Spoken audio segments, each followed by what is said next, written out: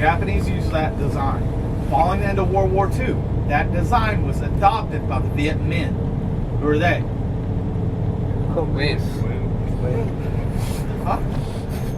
Vietnamese. Vietnamese. It goes from Viet Minh to Viet Cong. Who are they? When? Vietnamese. All right. The Viet Cong give that manual to somebody else. They're called the Mujahideen. Who are they? Calcutta. Free Al Qaeda. Mujahideen. Oh, the Russians. It's not the Russians, it's the Afghans that are fighting the Russians. During That manual's adopted from the Mujahideen to the Al Qaeda. Taliban. Same kind of cave design as you find here in Okinawa, you'll find the exact same things in Afghanistan. The way these caves are designed, the most common one's called the octopus pot. On the forward slope of the hill, that's facing the way the enemy's going to come from. You're going to have one or two openings. Okay? Those openings are going to go in, and they're going to have a right or left turn depending upon the terrain. Okay? It's going to be a full 90 degrees, so it's a hard turn. 4 to 5 feet, another hard 90 degree turn.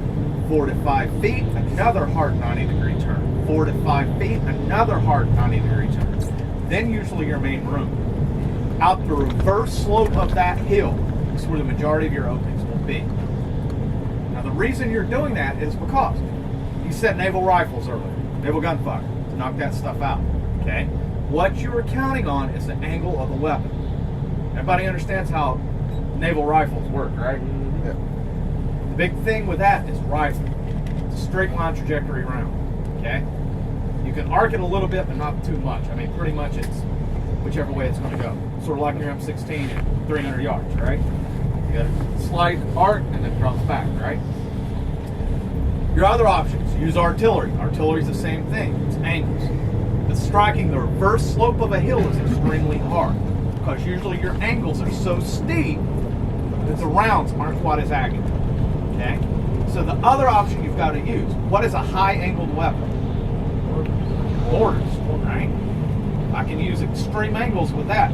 Mortar rounds are made to go straight up, straight back down, right? So that's the only thing that can do that. So if I'm on the reverse slope, I'm safe from naval rifles, I'm safe from artillery. How about close air support? Now it's a little bit different because you got jazz dams and stuff. But in 45, you're mostly dealing with iron bombs, okay, and napalm. For you to hit a target that's at an angle like this, what do you got to do with your bomb? You got to skip it, right? Those things right there, bomb fuses are touchy. Because if you bounce it wrong, your bomb will just slide on down the hill and won't really do anything because you damaged the fuse. If it hits the wrong angle, it'll hit and automatically detonate. You may cause a collapse on that, but like I said, the back slope, I've got more openings, right? So I can just shift it around. Now, when they went up there to clear that thing out, I fired my rounds to push them back inside. My number 2 guy goes up there with that flamethrower, right? What does that flame do when it goes in there? Pushes them back. It's swallowing bends, right? But what else does it do? It pulls oxygen. You created air conditioning for the Japanese. Because if nothing else, if they didn't hear those rounds, but all of a sudden they feel the wind, the air being pulled from the back towards the front, they know something's going on. There's a flame up there, right? Because if you build a flame at the end of a tube, you can literally see it drag the air in, right? It's in a sealed compartment. You go in there and you threw your satchel charges in. What happened with that blast?